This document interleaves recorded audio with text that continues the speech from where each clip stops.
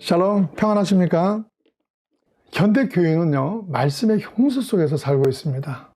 그리고 말씀 자체가 능력이라는 것을 잘 알기 때문에 많은 사람들이 말씀을 아는 만큼 하나님의 능력이 내 삶에 나타나기를 기대하죠. 그렇지만 모두에게 말씀이 능력이 나타나지는 않습니다. 왜 그렇습니까?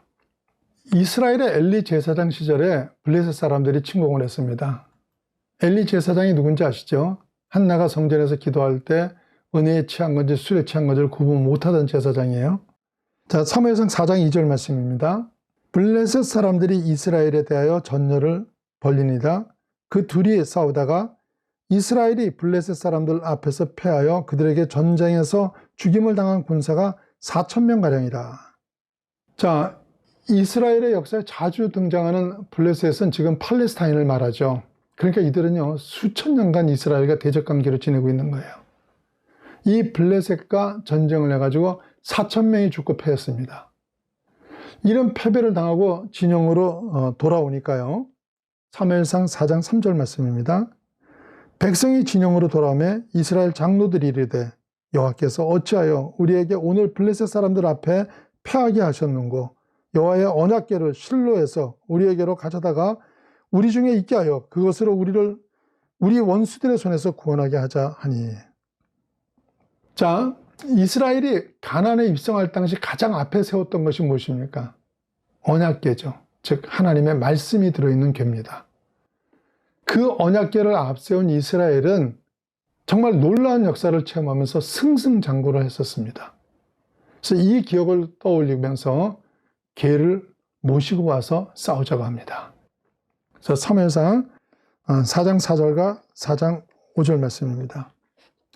이에 백성이 실로의 사람을 보내어 그룹 사이에 계신 만군의 여호와의 언약궤를 거기서 가져왔고 엘리의 두 아들 홈니와 비느하스는 하나님의 언약궤와 함께 거기에 있었더라. 여호와의 언약궤가 진영에 들어올 때 온 이스라엘이 큰 소리로 외치며 땅이 울린지라. 언약궤가 도착하자 이스라엘 진영에서는 난리가 납니다. 이것만 있으면 이제 이겼다는 거죠. 이스라엘 사람들만이 아닙니다. 적군인 블레셋도 언약궤 가져온 것을 알고는요. 사무엘상 4장 7절과 8절 말씀입니다. 블레셋 사람이 두려워 이르되 신이 진영에 이르렀도다 하고 또 이르되 우리에게 화로다. 전날에는 이런 일이 없었도다. 우리에게 화로다. 누가 우리를 이 능한 신들의 손에서 건지리요. 그들은 광야에서 여러 가지 재앙으로 애굽인을 친 신들이니라. 그래서 이거 초강국 애굽을 친 그 신 아니냐는 거예요. 그러면서 이제 우리는 망했다고 생각을 합니다. 이들은 완전 막다른 골목에 몰렸죠. 막다른 골목에 몰린 이들은요, 다른 선택이 없으니까 이제 9절에 보시면요. 너희 블레셋 사람들아 강하게 되며 대장부가 되라. 너희가 히브리 사람의 종이 되기를 그들이 너희의 종이 되었던 것 같이 되지 말고 대장부같이 되어 싸우라 하고 이러면서 우리가 히브리인의 노예가 될 수 없으니까 죽기를 각오하고 싸우자면서 배수진을 칩니다. 그런데 막상 전투를 하고 보니까요. 사무엘상 4장 10절과 11절 말씀입니다. 블레셋 사람들이 쳤더니 이스라엘이 패하여 각기 장막으로 도망하였고 살육이 심히 커서 이스라엘 보병에 엎드러진 자가 3만 명이었으며 하나님의 궤는 빼앗겼고 엘리의 두 아들 홈니와 비느하스는 죽임을 당하였더라. 이스라엘이 몇 명이 죽었어요? 3만 명이요. 언약궤 없이 싸운 날은 몇 명이 죽었어요? 4,000명이요.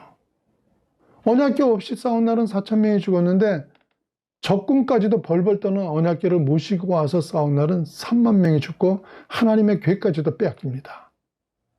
이런 어이없는 일이 어디 있어요? 믿었던 언약궤가 전혀 힘이 되지 못한 것입니다. 왜 그렇습니까? 이제 언약궤는 더 이상 하나님의 능력이 함께하지 않는 것입니까? 그렇지 않습니다.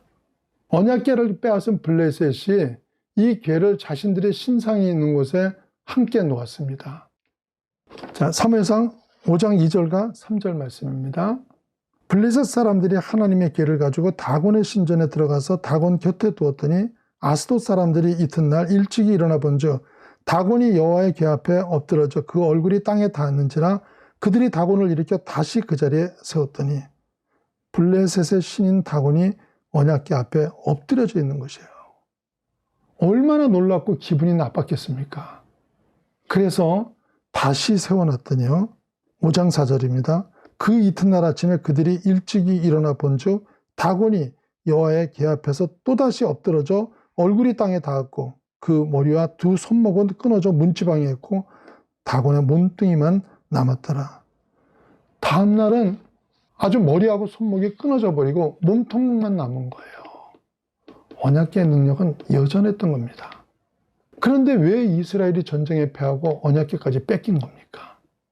언약궤에 대한 그 언약궤의 능력에 대한 믿음이 약해서입니까? 아닙니다. 그들은 확실하게 믿었기 때문에 실로까지 가서 언약궤를 가져온 거 아닙니까? 그런데 왜 하나님의 능력이 안 나타난 것입니까? 이것이 중요한 게요. 이 시대에도 하나님의 능력은 여전하시고 많은 신앙인들이 그분의 능력을 믿습니다. 그리고 우리의 삶 가운데 하나님이 일하시는 기적의 역사가 나타나기를 간절하게 다 소망들을 합니다. 그런데 왜 믿어도 때로는 능력은 고사하고 말씀을 믿은 것이 부끄러울 정도로 망신당하게 되는 그런 일들이 왜 생기는 겁니까? 언약궤의 능력을 믿었지만 이스라엘이 망신을 당한 이유는 하나님을 알고 하나님의 말씀을 알지만 그 말씀을 존중하는 삶은 전혀 살고 있지 않으면서 단지 그 능력만을 이용하려고 했기 때문입니다. 하나님은 이같이 자신을 멸시하며 이용만 하는 자들에게는 능력 나타내시기를 기뻐하지 않으십니다. 그래서 사무엘상 2장 30절에 말씀하시기를 나를 존중히 여기는 자를 내가 존중히 여기고 나를 멸시하는 자를 내가 경멸하리라 이렇게 말씀하십니다. 누가 하나님을 존중하는 사람입니까? 그리고 누가 멸시하는 사람입니까? 하나님을 대하는 태도는 바로 그분의 말씀을 대하는 태도로 확인이 됩니다. 누구를 존경한다고 하면서 그 사람의 말을 싹 무시한다 그러면 그게 과연 존경하는 태도일 수가 있겠습니까? 그래서 누구를 존경한다는 것은 바로 그 사람의 말을 존중하는 데서부터 확인이 되는 것입니다. 하나님은 자신을 존중히 여기는 자를 존중하고 멸시하는 자를 멸시한다, 경멸한다고 하셨습니다. 왜 여러분이 아는 그 말씀이 능력이 안 되는지 아시겠습니까? 왜 그렇게 많은 말씀을 알아도 아무 일도 안 생기는 줄 아십니까? 말씀은 알지만 내 육신과 편리를 따라서 적당히 무시하는 삶을 살고 있기 때문입니다. 무엇보다도 하나님을 존중히 여기십시오. 다 그런 거야. 의뢰 그랬던 거야. 라면서 자신의 경험과 판단을 앞에 두고 그분의 말씀을 멸시하지 마십시오. 그분의 말씀을 존중히 여기게 그 말씀 앞에 순종하기를 소망하며 또 그렇게 하지 못할 때 어린아이 같은 순진함으로 죄송해하는 그런 믿음에게는 오늘도 하나님의 말씀은 여전히 살아서 역사하십니다. 하나님을 존중히 여기시고 그 말씀을 존중히 여김으로 인해 하나님이 존귀케 하는 복이 임하시기를 주의 이름으로 축원합니다.